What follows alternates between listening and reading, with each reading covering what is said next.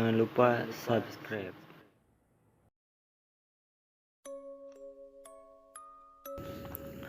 Kau diguna-guna orang, nak, kata Nejuhai setelah memeriksa keadaan Bibi.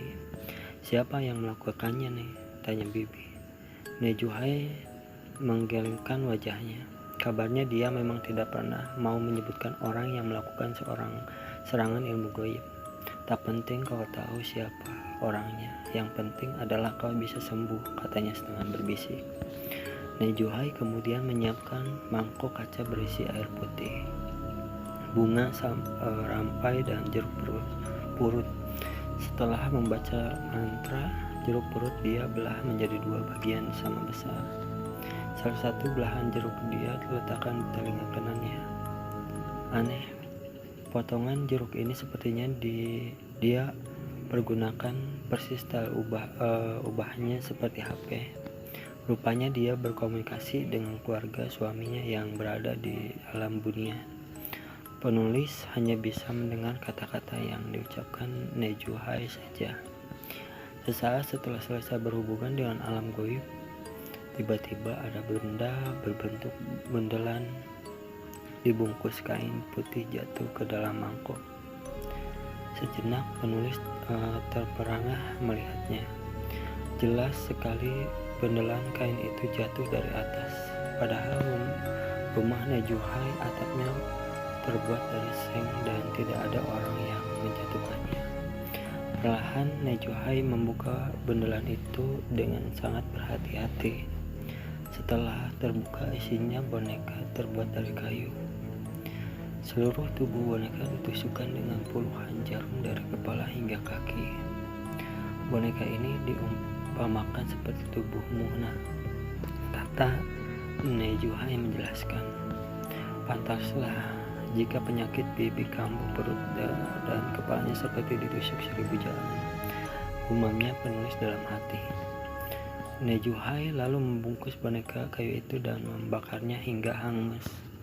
Sebaiknya kau menginap beberapa malam di rumah nenek. Ada pengobatan lanjutan yang harus kau jalani. Besok pergi sebelum berkumandang suara azan subuh. Kau harus mandi air bunga serampai, tutur Nejuhai. Tentu saja Bibi dan penulis menyetujuinya. Malam itu sengaja penulis mencari kesempatan untuk berbincang-bincang dengan Nejuhai. Untunglah dia punya waktu untuk bercerita karena setelah pukul 8 malam, dia memang tidak lagi menerima pasien. Kata orang-orang, nenek bersuamikan orang bunian. Bagaimana ceritanya bisa bersuamikan orang bunian? Tanya penulis mendengar pertanyaan ini. Nejuhai hanya tersenyum. Kau mau mengetahui kisah nenek bersuamiku orang bunian? Penulis tersenyum. Iya, itulah yang saya dengar dari banyak orang yang saya harap nenek sudi menceritakannya pada saya. Nejuhai menarik napas berat. Sorot matanya yang teduh itu berubah kosong seperti menerawang jauh. Lalu pelan-pelan dia bertutur. Beginilah ringkas kisahnya. Saat aku baru berusia 5 tahun, ayahku meninggal dunia. Setelah ayah meninggal, ibu memutuskan tetap menjadi janda. Untuk menghidupiku, ibu bekerja mengambil upahan merumput di sawah tetangga. Memang setelah kepergian ayah, hidupku semakin miskin dan penuh dengan penderitaan. Sehari kadang makan hanya sekali. Paman dan bibiku juga hidupnya miskin. Untuk menghidupi keluarganya saja sulit, apalagi untuk membantu aku dan ibuku. Setelah lama mengidap penyakit asma, ibuku akhirnya mengembuskan napas terakhirnya. Perasaan hatiku sangat sedih, bahkan sampai ada niat untuk bunuh diri. Tapi untunglah hal itu tidak aku lakukan. Selama berhari-hari aku larut dalam kesedihan. Kepergian ibu rasanya begitu cepat. Kepada siapa lagi aku harus menggantungkan hidupku?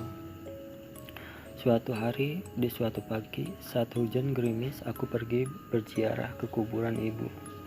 Lama aku duduk termenung di tengah hujan gerimis. Waktu itu tiba-tiba terdengar suara seorang ibu-ibu menegurku. Sudahlah, jangan lagi bersedih. Jika ibumu tahu kalau seperti ini, dia pasti sangat bersedih juga di alam sana, kata ibu-ibu itu.